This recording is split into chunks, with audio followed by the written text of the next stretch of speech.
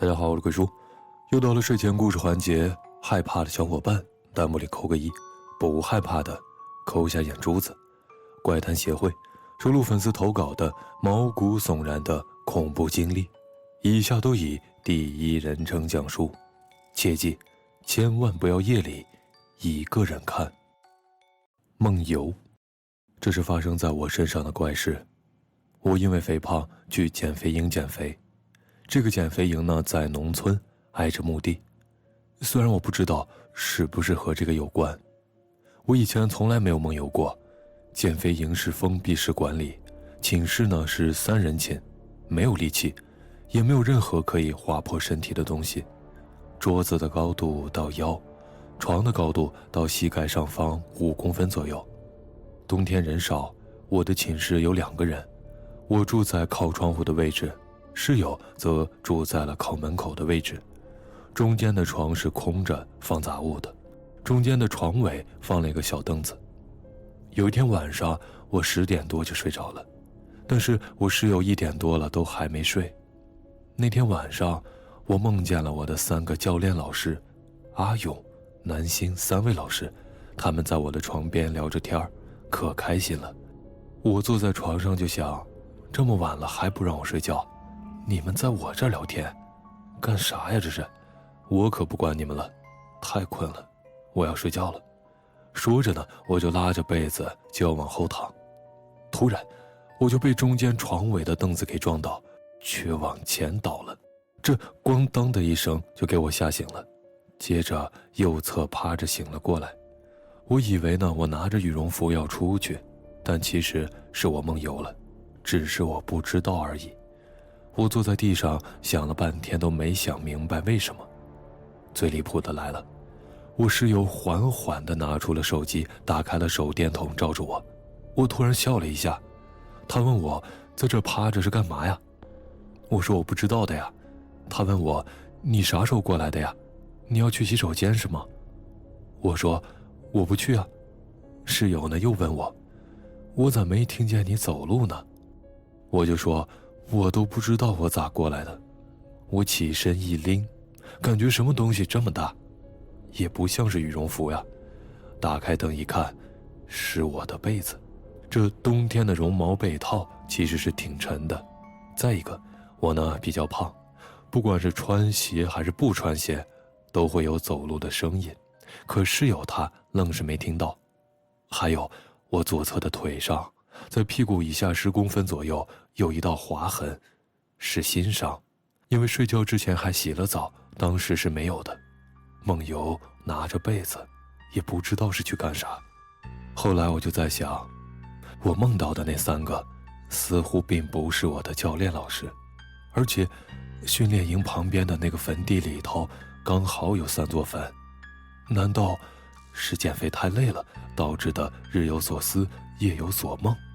还是说有什么东西让我梦游拿着被子去捂死谁呢？草帽，这是发生在我身上的真实经历。2013年的时候，那时候我刚过完12周岁的生日。有一天晚上，因为玩手机睡得很晚，大概12点。那天晚上关着门关着窗户什么的，因为是夏天嘛，就开着风扇。后来放下手机的时候，看到我家的蚊帐上面有一个人影。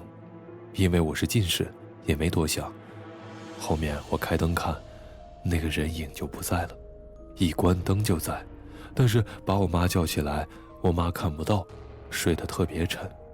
接着我发现那个人影一直在动，那人影啊是那种鬼鬼祟祟的样子。我清清楚楚地看到了那个人影是戴着农村的那种草帽，而且能看到大致的表情，是那种特别诡异的笑。第2天早上，我和我妈就说了昨晚目击到的草帽人。我妈说那可能是我去世的爷爷。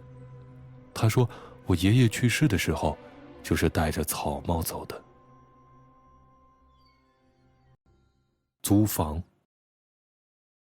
鬼叔，事情发生在2020年9月，我在大城市工作，因为房租费用太高，刚开始只能租老旧社区的房子，但自从住进了租的房子，我也分不清这几年发生的事儿，真真假假，到底是真实发生的，还是我的持续梦魇呢？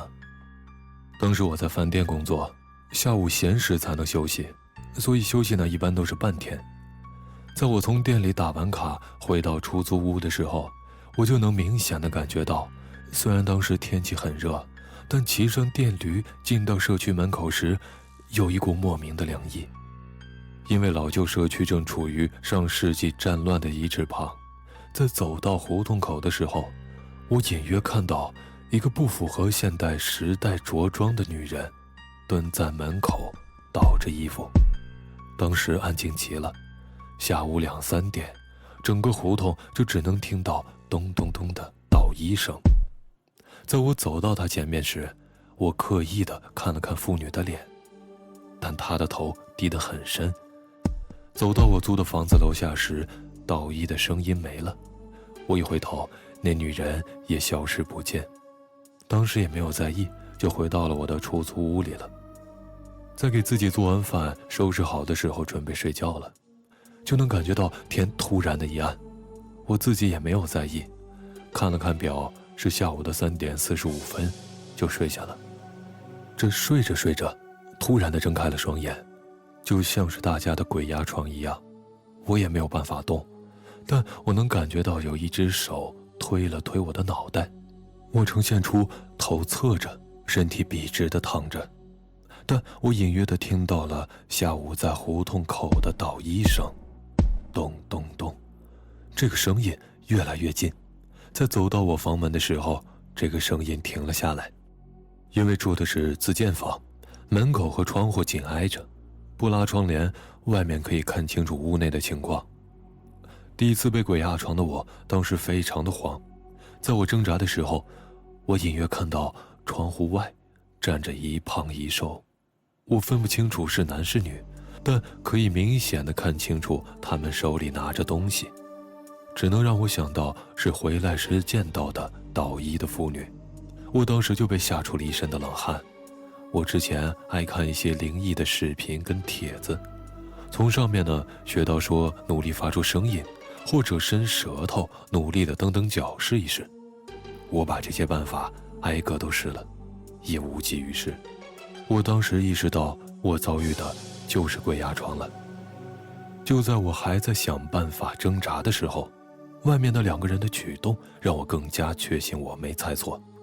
只见外面一个较瘦的人影慢慢地俯下身子，咚咚咚敲打着地面。就在我疑惑的时候，那个微胖的身影抬了抬手，我能感觉到那只手把我的脑袋转了过去。我两眼一黑，一睁眼猛地坐了起来，抬了抬手。下午4点，我只睡了15分钟。在后面我还遭遇了很多次的鬼压床。我上班的店面里头，离职回家以后，以及我去了别的城市。诡异的是，虚虚实实中一直都是这2个人，我根本没办法摆脱他们，直到今天。如今恐怖的梦魇我已经习以为常了，但我的精神状态越来越糟糕，什么办法都试过了，可始终都会梦到他们2个。梦中的他们离我越来越近。投稿的同时，我也想问一下，大家有类似的经历吗？好了，本期结束，喜欢的小伙伴欢迎订阅。如果你也有让你无法解释甚至毛骨悚然的经历，或者身边人的恐怖遭遇，欢迎投稿给鬼叔。下期不见不散。